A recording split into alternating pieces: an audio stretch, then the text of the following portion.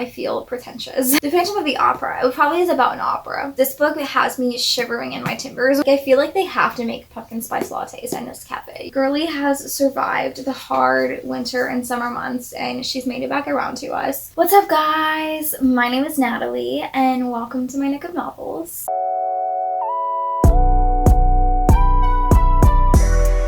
In today's video, I am going to be showing you guys my entire spooky TBR. So this is essentially just every single book that I own that I haven't read yet that I would consider to be spooky or scary or somewhat October related. So this is basically like my books that I could have pulled from when I was choosing my October TBR, or things that if I happen to make it through my entire TBR that I'm going to be reading in the month of October, these are additional books that I could start at the end of the month if I wanted to, or just things that I associate with the spooky season. And two of them are things that I just kind of associate more like fall season kind of things, but the rest of it is strictly spooky or scary in some way. Now, when I say that, like, not all of these are horror books or like mystery or anything like that. Some of them just kind of give off spooky vibes for whatever reason. Before I actually get to the books themselves, I wanted to point out the fit. So obviously, if you guys were here for my October TBR, you might remember that I was planning to wear an October-ish outfit, and I completely forgot to, but I remembered for this video. And I am wearing this dress that I got from Dolls Kill in like May, and this is the first time that I've worn it. But I feel like it gives like fairy elf kind of vibes, like phantom, ghost kind of whatever, I don't know. I felt like it was Halloweenish, and so I wore it. And I'm actually freezing to death right now, so I'm wearing leggings underneath this. So if it looks like lumpy, that's why. Dress. I dressed up for once in my life, and honestly, this outfit does feel very spooky in the sense that I'm afraid for my life with the cat being here when I'm wearing this, because this is exactly the kind of thing that she would like absolutely devour. I am just waiting for her to get a burst of energy and like actually attack me and try to kill me. So fingers crossed that that doesn't happen during this video, but it definitely might.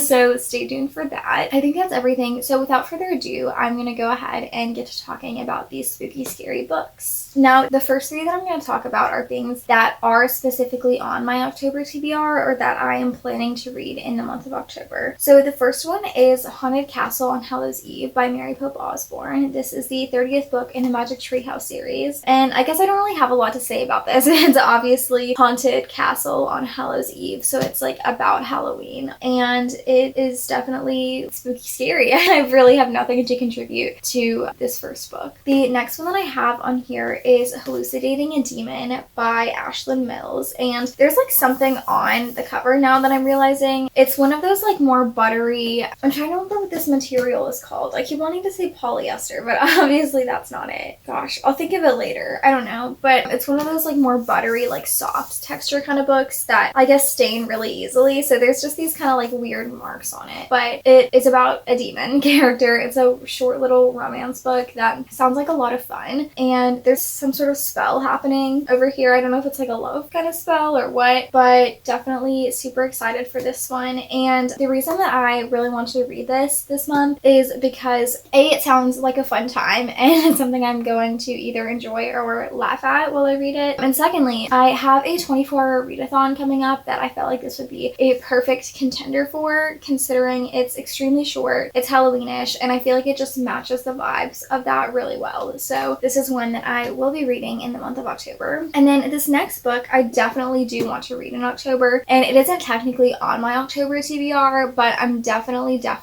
going to try my best to get to this and prioritize it as if it was on the TBR, and that is the Grimoire Grammar School Parent-Teacher Association by Caitlin Rozakis. I just think that this book looks so cute. This looks like such a fun time, and honestly the ideal reading experience for me for the month of October. It looks witchy and fun, and Grimoire Grammar School just sounds like a fun time. And obviously the Grimm's Complete Fairy Tales is kind of a darker thing, and I feel like grimoire kind of stems from that. Maybe that's my guess, my wild theory, if you will. I don't know for sure if that's the relationship to this, but I feel like it probably is. And also like the spray straight edges of this. It gives Halloween so much, and I'm just so excited to read this book. These next 3 books are things that are on my priority TBR because I've started them at some point and enjoyed them, but just never continued them for whatever reason. So the first one of those is Dreamcatcher by Stephen King. I was having such a fun time with this when I first started reading it, and I think I probably was just reading stuff for school, or there was just a lot of other things going on and I got really busy when I was reading this, and I just did not get to actually continue with it. But the 200 pages of this that I read were so good, and I was very hooked, very invested. There was a lot of like little things that were adding up to be a very creepy scenario, and the storytelling of this was so much fun because it kind of just revealed like little by little at a time, and it really just made you wonder what in the world is happening right now and how do all of these pieces kind of fit together into this bigger puzzle. And it definitely had those like very eerie, spooky kind of vibes to it. It was just honestly so much fun. It kind of reminds me of The Shining by Stephen King in the sense that it's kind of set in a woodsy kind of setting where they're basically like stranded in the woods in a little cabin. It has to do with like aliens too. I didn't really get far enough to see like kind of where that comes into the bigger picture, but it was definitely very exciting, and I just cannot wait for the day that I finally pick this book back up. I just know that I'm gonna have so much fun with it. So this is another book that is on my spooky TBR. Next up we have The Firm by John Grisham, and I only made it 34 pages into this, but this was another very similar scenario where I was having a great time with this and I just didn't have time to keep reading it. This is about a firm who is very like particular about who they hire. They are looking at this one guy who they're gonna hire, and he's basically the one candidate for the year, and if he doesn't want the job, then they're just not gonna hire anybody else. They're just like very specific about their employees, and I know this firm I mentioned is very like racist and sexist and things like that. They will not hire women only as secretaries, and they will not hire any people of color. And I remember like there was definitely a very weird, like mysterious kind of vibe about this firm because there was something shady going on. And again, like it was a lot of fun. The first 34 pages that I read, the writing style really like captivated me, and I'm really excited to one day have the chance to finally continue reading this book. Next up we have The Fear by Natasha Preston, and this wasn't a book that I was obsessed with by any means, but it was fun for sure, like the chunk that I read of it, and it is a very like faster paced kind of book. It's about these people who are essentially like killed based on their worst fear. So there's this like social media trend going around where people are posting like whatever their worst fear is, and then people start going missing and being killed in those ways. And I distinctly remember that I stuck a leaf in here as my bookmark from last fall, and it's still in there. Girlie has survived the hard winter and summer months, and she's made it back around to us. This one I made it 86 pages into. This is one that I was reading to my boyfriend, and he kind of got bored of this and did not want to continue with it, so I'm going to have to continue it on my own at some point. Not sure when that will be, but again, I had some fun reading this one. Now, this next one isn't distinctly spooky, but I feel like it kind of fit in with the vibes of this video, and that is Chainsaw Man by Tatsuki Fujimoto. It's about a dude who he transforms into like a chainsaw man. There's a little dog. I think they're like demon people if I'm not mistaken. They're devil people who have all these different abilities, and they are fighting these like evil devils, and these people consider themselves to be like good devils, and they're trying to basically like save the human population if I'm not mistaken. But the idea of a chainsaw man just kind of gives like slasher film kind of vibes, so that's why I felt like this fit in with the theme of this video. But yeah, this was definitely such a fun read. The reason I have this as a TBR book is I still have like the rest of the series to read. We read volumes 1 through 5 and started volume 6, and then we didn't get a chance to continue with it because I was still going to school really far away, and this library doesn't have the volumes of this book. So we like read what we could of those, and then I moved back, and now here we are.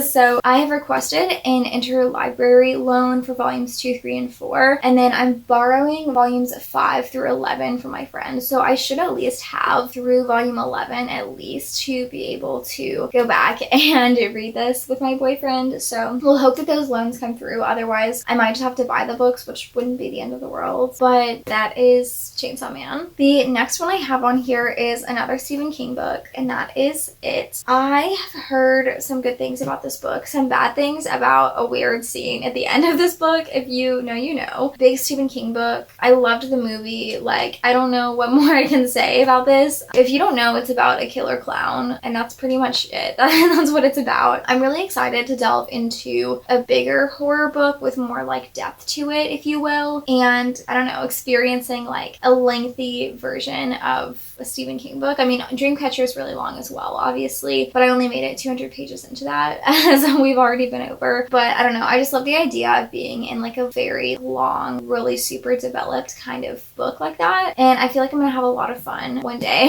when I get to this book. These next two books are the ones that I was talking about where they're not necessarily distinctly spooky, but they are fall-ish, and that makes me think of like October and spooky time. So the first of those is Where She Fell by Caitlin Ward. This is just about a girl who falls through the ground and discovers this like civilization underneath the earth. I know that it's fall-ish because there's like all these leaves and stuff on the back, and then the like end paper thing is like all these leaves as well. And that's really all that I know about this, but it definitely gives off, again, like autumnal vibes, and that makes me think of spooky season. The next one I have on here is Legends and Lattes by Travis Baldree. This one just kind of gives me fall vibes because of how cozy it is. I feel like fall is a very cozy kind of season, and I don't know specifically what season this book is set in or if it is a really seasonal read at all, but just the coziness to it, like a little cafe. Like, I feel like they have to make pumpkin spice lattes in this cafe, you know? And that just makes me think that it has to be fall. Next up, I have a couple classics. The first one is Frankenstein by Mary Shelley. This is Mary Wollstonecraft Shelley, which just makes me uncomfortable because I've only ever heard her referred to as Mary Shelley, and so I just don't like the idea of like saying her full name. I feel pretentious saying that. So Frankenstein by Mary Shelley. I love the covers of these editions, of these classics that I have. I think that they are so beautiful. I don't necessarily expect to love this book, but I'm excited to read a pretty book and have this off my TBR. Essentially, I'm not a huge classics girly. I find them kind of hard to follow and confusing because, like, obviously the way they're written is just not easy to keep up with. And a lot of like the storytelling styles too, I feel like in older books is just a lot more boring in the way that they're telling this story, if that makes sense. I mean, I've read bits and pieces of this for classes and stuff. I feel like everyone has, but I mean, it'll definitely be good to like go back and read through it as a whole. But yeah, that is Frankenstein. And then the next one I have is The Phantom of the Opera by Gaston Leroux. Again, these editions I just think are so beautiful with like the gold.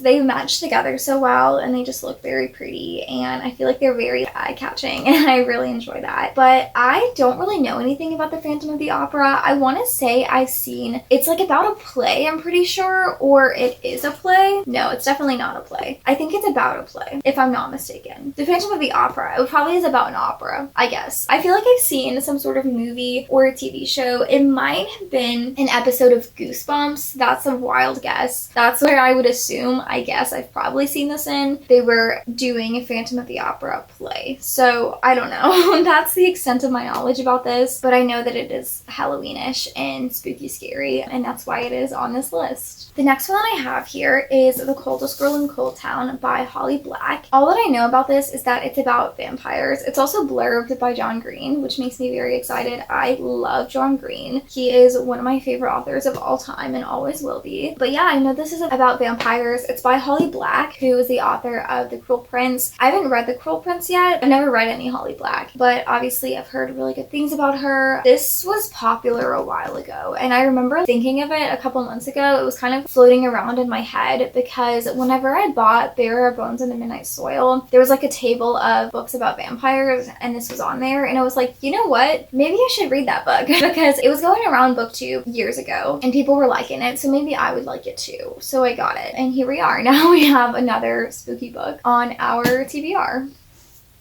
Next up, this one isn't necessarily spooky, but it's My Funny Demon Valentine by Aurora Asher. Demons, you know, it's probably one of those like silly kind of trashy romance books. It's definitely YA if I'm not mistaken, or at least it gives YA vibes. I guess I'll find out when I read it. I'll let you guys know. I definitely don't want to be spreading misinformation, so do not take my word on that. I do not know what kind of scenes are contained within this book, but it kind of gives off those vibes to me personally. That's the only only place this info is coming from, so don't trust me. But yeah, I mean, demons, Valentine, what more could you ask for? It sounds like a fun time. It's pink, which is also really fun, and it has demons in it, so it's spooky. Next up, we have The Chain by Adrienne McKenty. It sounds so interesting. So it's kind of about this person who kidnaps a child and holds them hostage and like sends a message out to the parent saying that they will never see their kid again unless they kidnap another child. And it kind of just goes on,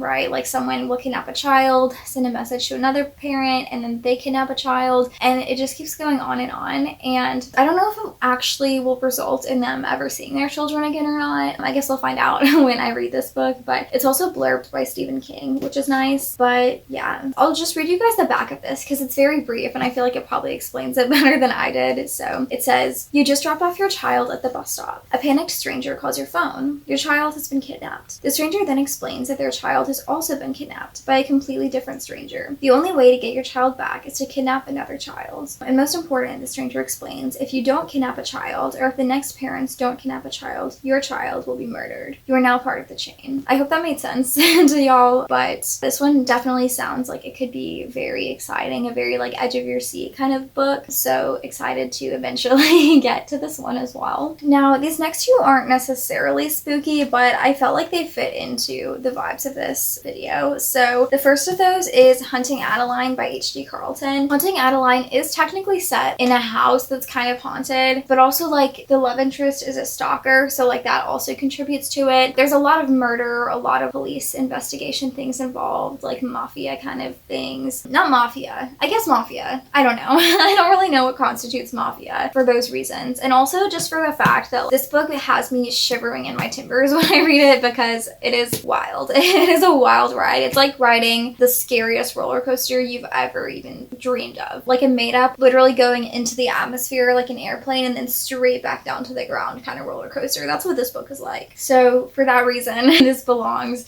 on my spooky TBR. The next one is a similar thing, and that is Butcher and Blackbird by Bryn Weaver. Now, this book I haven't read yet, obviously. That's why it's on my spooky TBR. It's about, I think it's a murderer and a stalker who fall in love, which murder, Halloween, you know, they go together. But something that I think about a lot when I see this book is the fact that Lexi from Newly Nova, I'll have her channel linked down below, but something that she said about this book was that when she read this, she felt like she wasn't tall enough to ride this ride, which I thought was really funny. And I feel like that encapsulates my experience of every single dark romance book that I read. And again, it makes me want to like brace myself for what is to come with this book because it also sounds like a crazy roller coaster. Probably not as insane as Haunting Adeline because honestly, like nothing can prepare you for that. Like just don't even try, I guess, with that one. You can kind of just go into it and tell me about it later. But with this one, I feel like I should be shaking in my boots for some reason. But again, I guess we'll just find out when we get to this one. Next up, we have our last Stephen King on the list, and that is From a Buick 8. My dad got me this to put on my June TBR. If you guys are counting, yes, it is already October, and I haven't read it yet. So this is on my priority TBR. It's one that I would love to read as soon as humanly possible, but stay tuned. I'll let you guys know when that actually happens because obviously we have plenty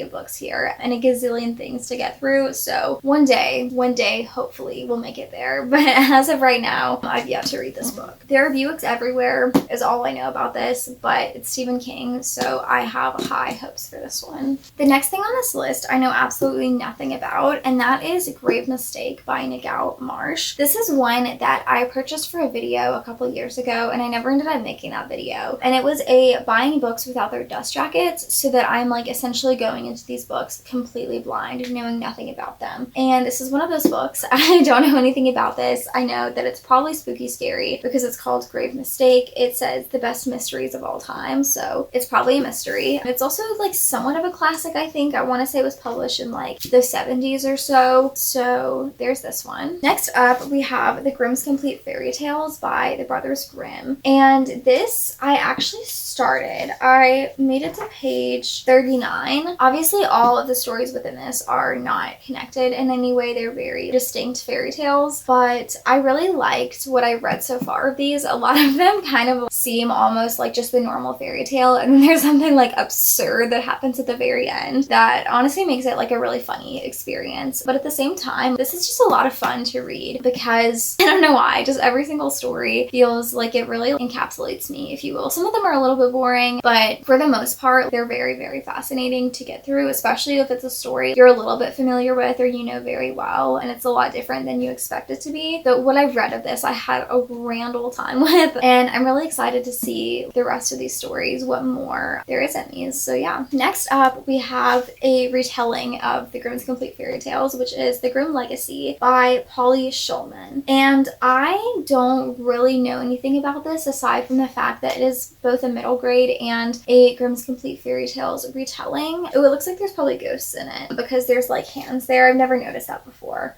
It says, what if fairy tale magic really existed? So I'm assuming this is somewhat of a magical realism kind of thing. This one, I kind of want to wait until after I read the Grimm's Complete Fairy Tales to read this. I'm sure I'll be able to get the gist of this without doing that because obviously it's a middle grade and you wouldn't expect most children to have already read the Grimm's Complete Fairy Tales. But I just feel like I want to get the most out of every reading experience that I have, and so I would rather just start with the original before I read a retelling, just so that I'm, again, getting everything that I can out of it. But I'm definitely really excited for this one. Now, the next one I have here is Miss Peregrine's Home for Peculiar Children by Ransom Briggs. This one is full of like creepy pictures and things like this. This is pretty creepy. And I know like most of the story constitutes those, like they're very essential to the overall plot, if I'm not mistaken. And aside from that, I really don't know what this story is about, but I know it's the start of like a really long series, and I know that Jessie the reader loves these books. And yeah, that's pretty much all I know about this, but obviously it is like on the creepier, scarier side, but it's a middle grade, so I don't think it's too terribly creepy, scary, but this is definitely one that I expect to have a really fun time with. And lastly, our final two books are The Hunted and the End by Charlie Higson. These are the last two books in the Enemy series, which is about a post-apocalyptic world in which basically everyone over the age of, I want to say like 15, is turned into these like zombie creatures. And it's so much fun. There's a lot of characters, but it's really easy to follow and keep up with. Even when I went like big stretches without reading the previous book, I could kind of figure out what was going on pretty easily. They have a really fast moving plot, and honestly, like they're just so much fun, and I cannot wait to finish up with this series. I just need to. It's something that has to happen. I've been reading this for so many years, and I'm really excited to see how it ends up. If we get like kind of the answers we've been waiting for as to kind of how and why this all started and things like that. In the past couple of books, we were introduced to kind of like a different variety of these zombie creatures, and that's all I'll say about it to avoid any spoilers, but I'm very excited to see more of those characters because they were definitely very fascinating, if nothing else. But yeah, that is the last book on this spooky TBR. So those are all of the books that I own that are like spookier slash October-y slash fall-ish. That feels like a lot of books for what my TBR is. My physical TBR sits somewhere around 140 books if I had to guesstimate, and this right here is 23 books out of that like 140 or whatever, which isn't a huge number, but it's more than I would expect for me because I don't particularly hoard spookier books or anything like that. There are a couple books that I'll occasionally like save for spooky season, but not a lot of them, honestly. Like it's not something I do very often, so it's very surprising that I have this many. I mean, I do enjoy horror kind of books like Stephen King and stuff like that as well, so I guess it's not too insane that I would have so many. But yeah, so that's pretty much it for this video. I hope that you guys enjoyed. If you did, then please hit the like button and subscribe if you would like to, and hit the notification bell if you would like to see the other videos that I post on Thursdays, with reading sprints on every first and third Monday of the month. But in October, it will be the first and the fourth Monday instead. My Bookstagram, my Goodreads, and my book talk will all be linked in the description of this video if you guys would like to check out any of those, as well as the link to some of my most recent videos, such as my October Wheel of TBR. Thank you guys so much for being here and for watching this video, and I will see you guys in the next one. Bye!